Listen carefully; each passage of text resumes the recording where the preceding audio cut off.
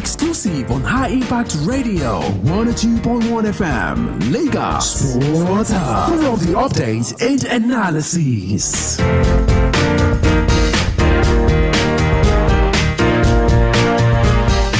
Hey, High Impact. Hi, how may I help you? So I have chess game with my friend later on today. When is the best time to play chess game? I guess you're bored. Usually in the evening, but definitely before you are too tired. My very best chess, of course, is generally played at the times when I'm winning, unless my opponent decides to take a bow. I'm definitely not taking a bow. Thank you. I hope you win. Hey, High Impact. Hi, how may I help you? I've been curious. Who exactly is the youngest swimmer in the world? Oh, I'll tell you.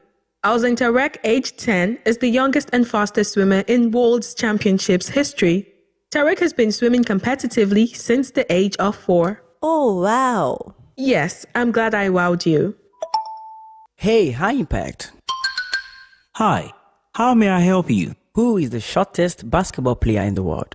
I like your curiosity. I'll tell you. Muggsy Bogues is the shortest player in the National Basketball Association history, listed at 5 feet 3 inches tall. He was drafted 12th overall by the Washington Bullets in 1987. Oh, wow, that's interesting. I'm glad you asked. Hey, High Impact. Hi, how may I help you? Who is the fastest man in the world? That's very simple. It's Usain Bolt. He is the fastest runner on the planet, setting the world record for the shortest 100 meters sprint time of 9.58 seconds. Wow, thank you. You're welcome. Hey, High Impact. Hi, how may I help you? Which club is the first to win Champions League? That's very easy. Real Madrid. The first Champions League was won by Real Madrid during the 1955 and 1956 season.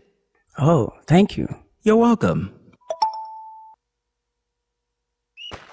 You're listening to Sports in a Jiffy on High Impact Radio 102.1 FM Lagos.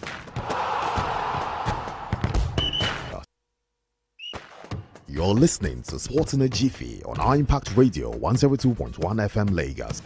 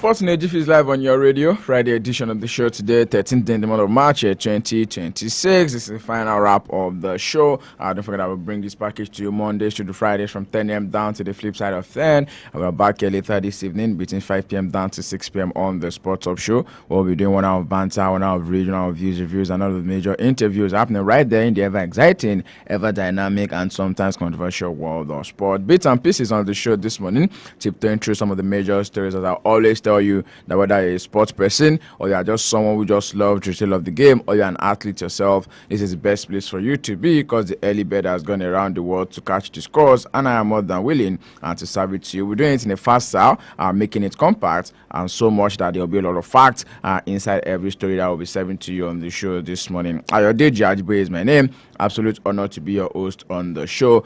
So to reminder that we're streaming live on our Facebook fan page at iImpact Radio 102.1 FM. You can as well join us on our YouTube channel at iImpact 102.1 FM. Getting the show on the world this morning, we start from the game of basketball. Because here's all of the in-swingers, all of the slams, the slams, and the dunks as well, right here on the show. The Nigerian women's national basketball team lost 77-60 to South Korea women's national basketball team in the latest game at the FIBA Women's Basketball World Cup qualifiers in France.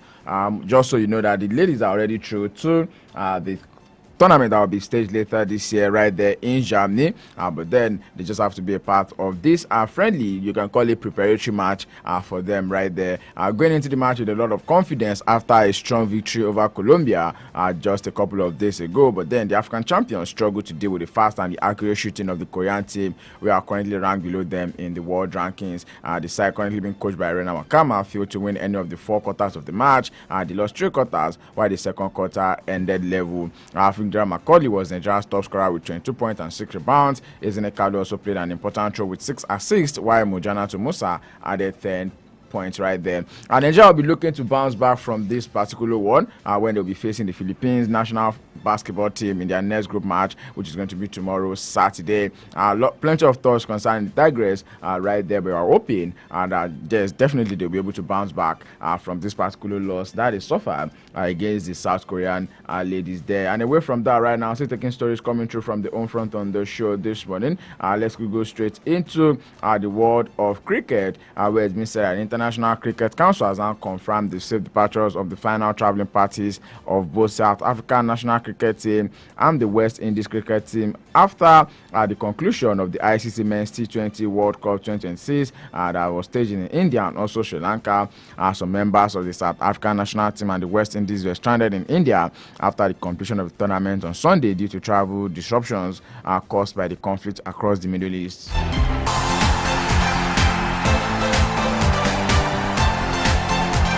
And away from that story right now, still taking talks coming through from other sports on the show this morning. Jake Paul has now revealed that his recovery from the double jaw fracture he suffered during a 6th-round stoppage loss to Anthony Joshua in December as it a significant setback, ruling him out of any fight until 2027 after a second surgery was required. What do you expect from a YouTuber that turned boxer? Not much of expertise you can tell that he has, but then he's now getting the reward of not understanding the craft before jumping into it. Paul told reporters that the news conference that his jaw complications forced him to undergo a second corrective procedure in February after the initial titanium plate and screws began to lose.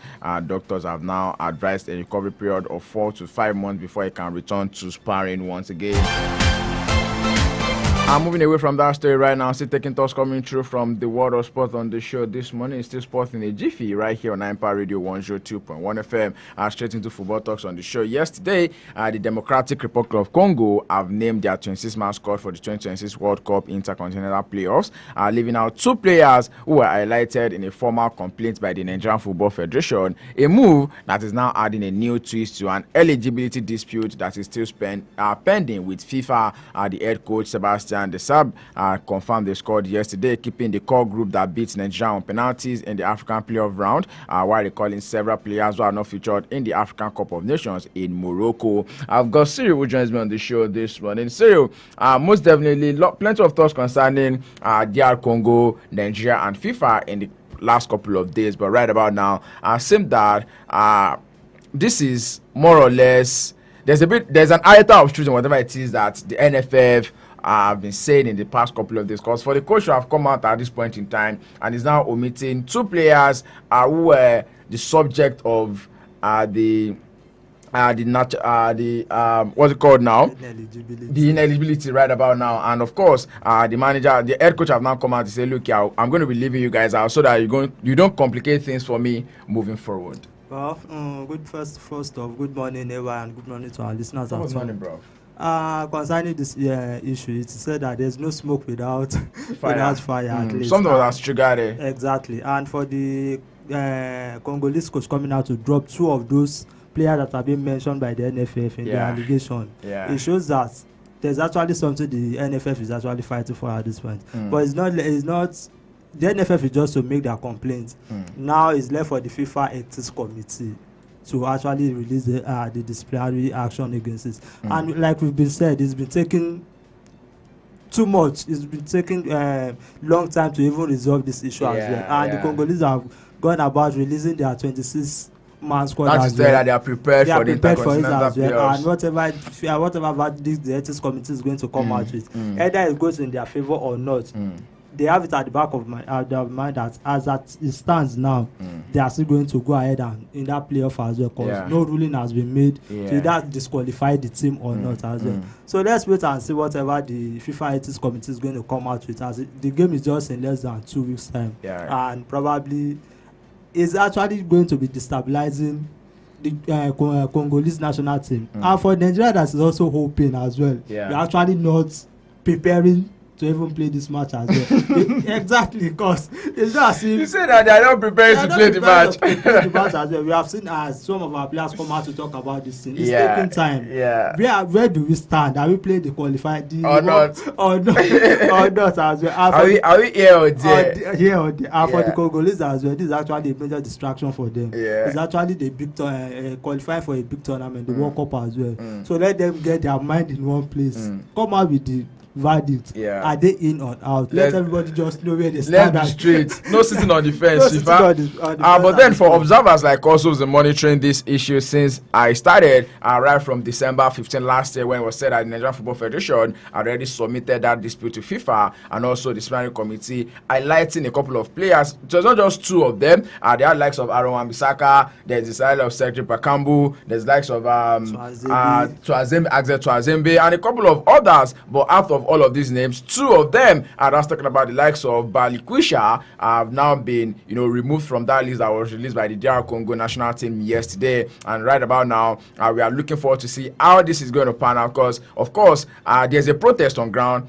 FIFA have not come out to say we are dismissing it. They have not come out to say we are upholding it. And just like you rightly opined, they need to let us know where we are standing. This is more like putting a bit of Nigerian fans hope in a limbo, because for some people they are still very much optimistic. Like, look here, Nigeria can still make it to the Intercontinental playoffs. So, but then let's see what is going to happen. No official indication yet from FIFA concerning this case involving the Super Eagles of Nigeria and also the Democratic Republic of Congo. So whatever it is that is going to happen has to happen in a bit of, let's say, 7 days from now, because the Intercontinental playoffs will be played in less than 2 weeks, right there in Monterrey, and that is where the Intercontinental playoffs is going to be staged, and that's going to be when we'll be having the next FIFA international window, which is going to be coming up the week after this one that we are in right now. And away from that right now, let's go straight into Europe with Skidadu into other sports on the show this morning, starting with us coming through from the world of tennis. Like I mentioned to you,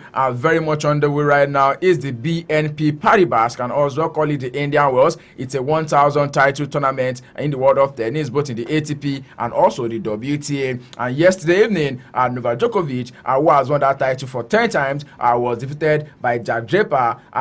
Jack Draper, of course, can call him a defending champion. He currently holds that title, but he's been out injured for the last 8 months. Yeah, he's been out injured and coming back again, playing against Novak. Djokovic, and you can understand, he's the British number one at this point, and coming out to defeat Djokovic in that particular match as well. It's a good one for him as well. And for Novak at this point, you start to wonder for him, should he just call it squeeze at this point in time? But on the second hand as well, you look at his game as well. He has always been getting into the latter stage of either the ATP or the Grand. He was at the final of the last Grand Slam. True. So you can still give him that chance of, okay, as long as his body can still carry him. I was reading through the other day, and someone I highlighted something says, for Novak Djokovic here, Roger Federer taught him how to be aggressive. Sure. Rafael Nadal taught him how to be defensive. But he still likes of Yannick Sinner, still likes of Carlos Alcaraz.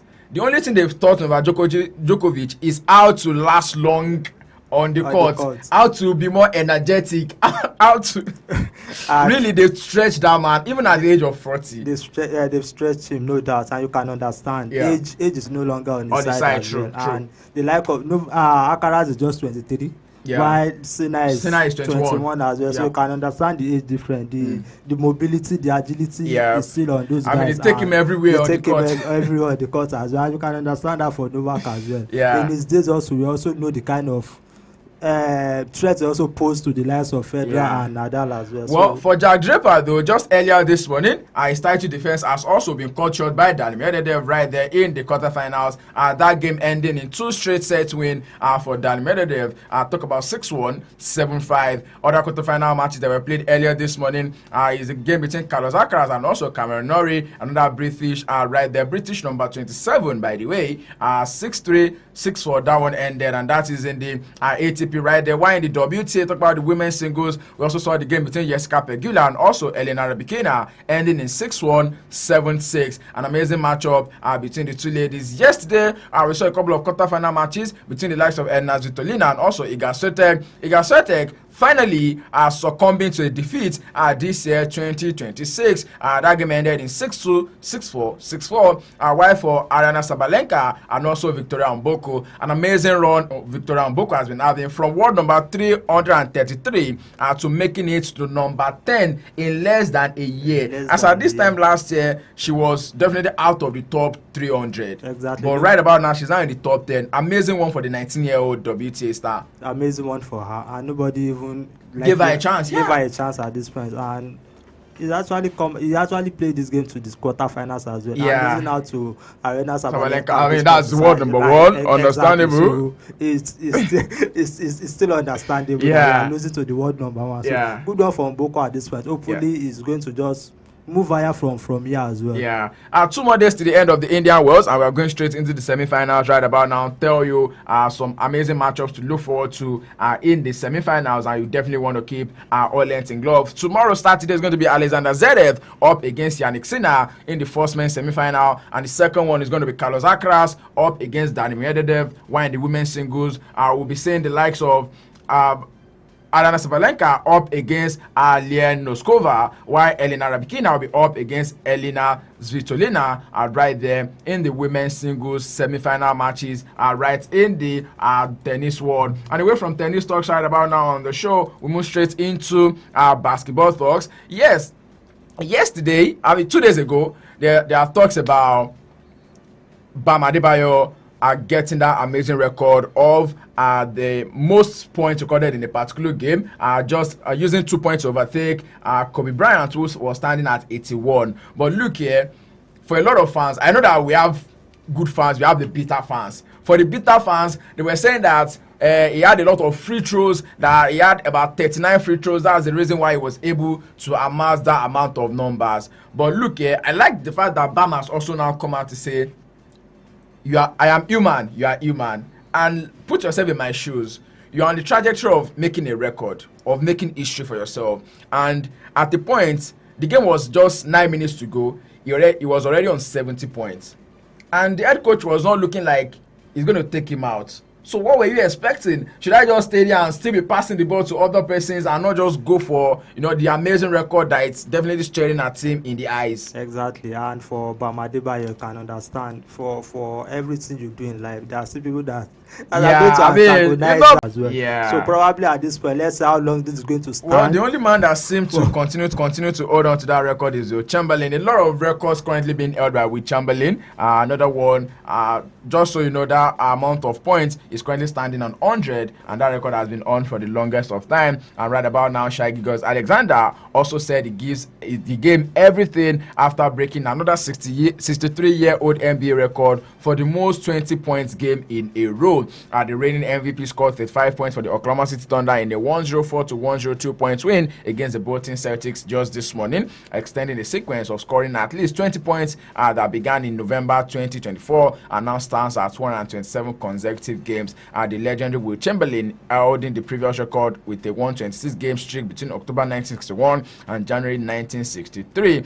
Gilgeous-Alexander made history when he sank a 20-foot jumper with 7 minutes and 4 seconds remaining in the third quarter as he reached 21 points in the game, going on to add 14 points in a performance which also included 9 assists and 6 rebounds. A lot of history, a lot of records being set in the NBA this season already. Was it yesterday as well? Nikola Jokic also set another record.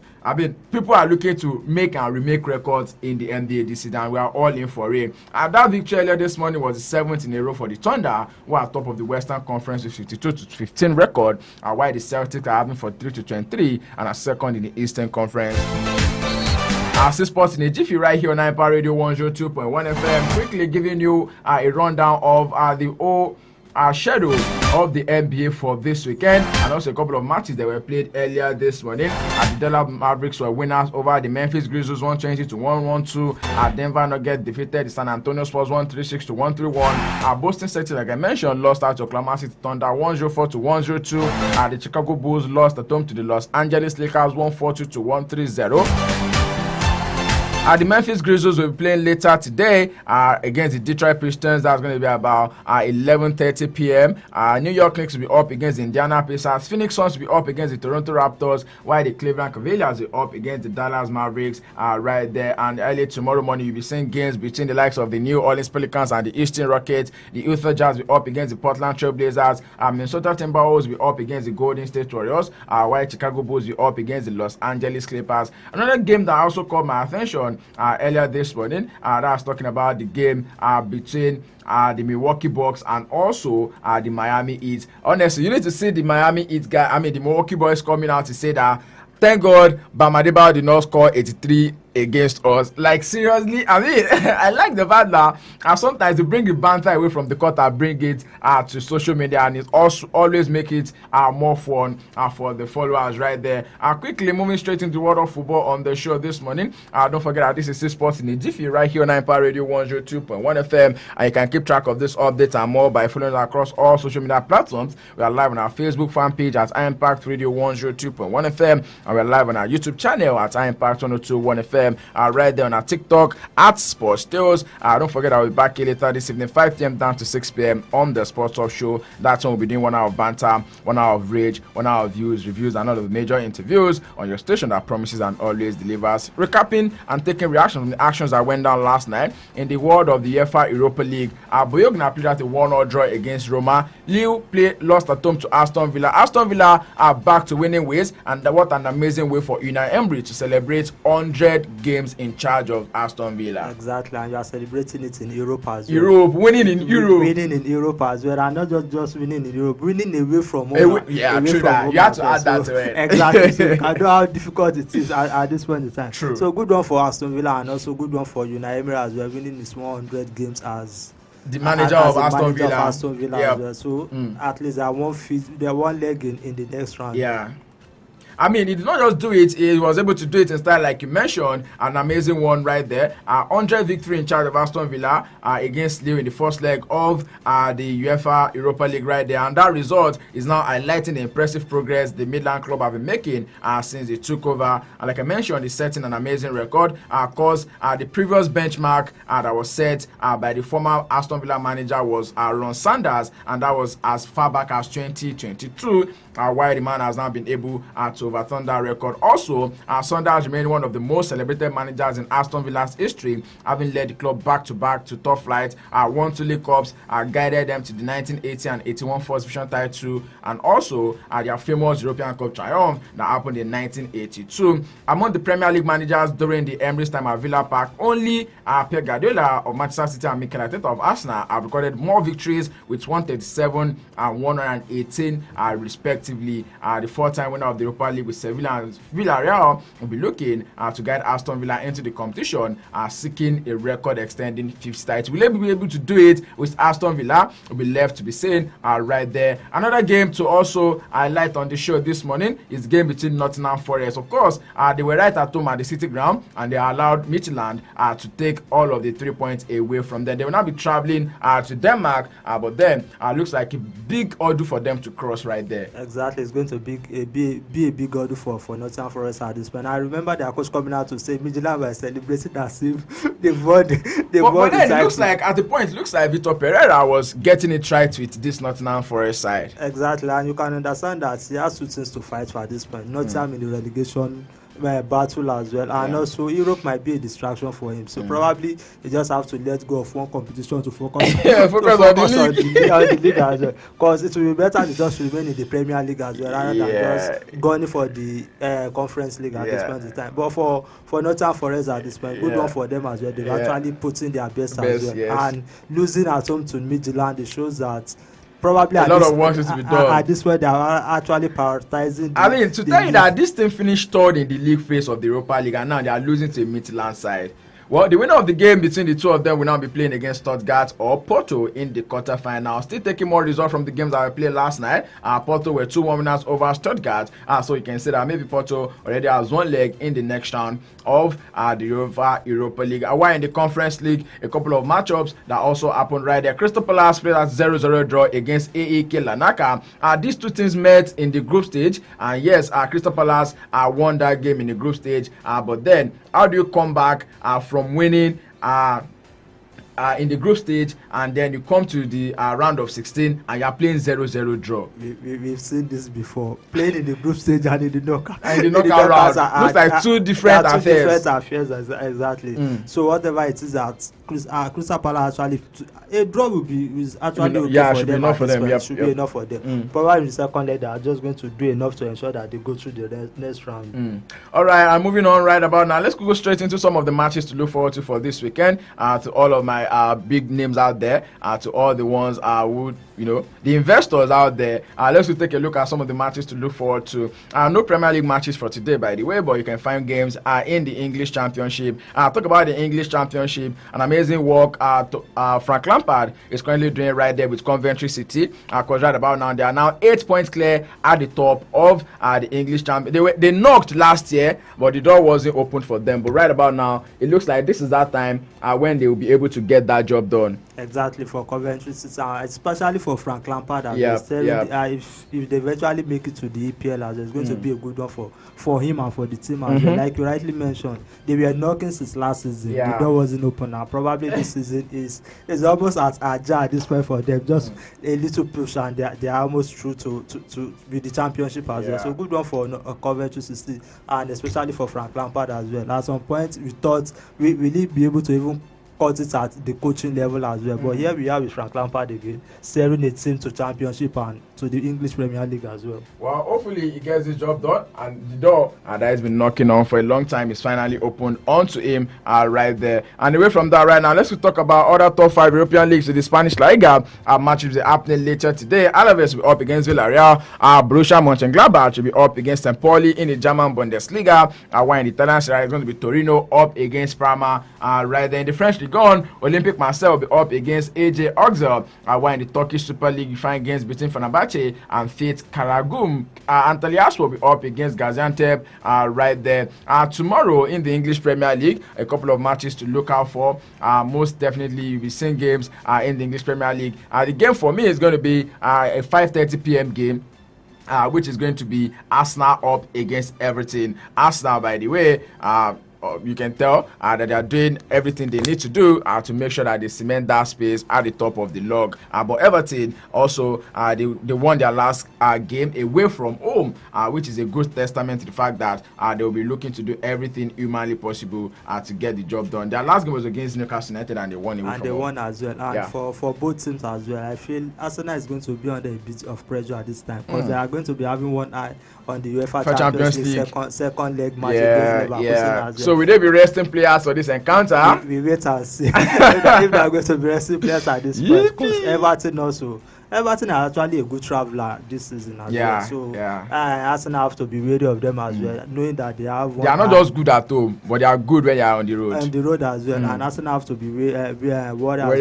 of them as well, and also knowing that, like people rightly mentioned, in the league phase, Arsenal actually won all their matches in the UEFA Champions League. And the first match they play in the knockout round, if you watch that match, they were actually jittery in that match as well. It shows that the level at the knockout stage is actually different from the group phase as well. So they are going to have that match at the back of their mind as well. All right, then Sporting a Jiffy on Impact Radio 102.1 FM, and this is how much we're thinking on the show for this morning. Many thanks to everyone who's been a part of the show. Sporting a Jiffy returns same time next week from 10 a.m. down to the flip side of 10, and we serve the Sport Talk Show on Mondays and Wednesdays 6 p.m. down to 7 p.m. on Fridays like this 5 to 6 p.m. and Saturdays 2 to 3 p.m. 1 hour of banter, 1 hour of rage, 1 hour of views, reviews, and all of the interviews. Your day judge will sign out this morning on behalf of Cyril. I say stay sporty, stay active, Drink enough water to stay hydrated. Go out there, be the best version of yourself. Do not forget to be kind, because kindness is cool. If you by chance meet someone on your way this morning without a smile on their face, I beseech you, I implore you to please give them a bit of your smile to someone for no reason, compliment someone for no reason. You can be the rainbow in their dark cloud today, and go out there and don't forget to stay hydrated, guys, because the heat out there is not smiling. So please, as much as you are possibly outside, you are on the road, drink enough water. Yes, water should be the only go-to thing for you today. No fizzy drinks. Yeah. This is an advocate of drinking water. Okay. I'll see when I see what's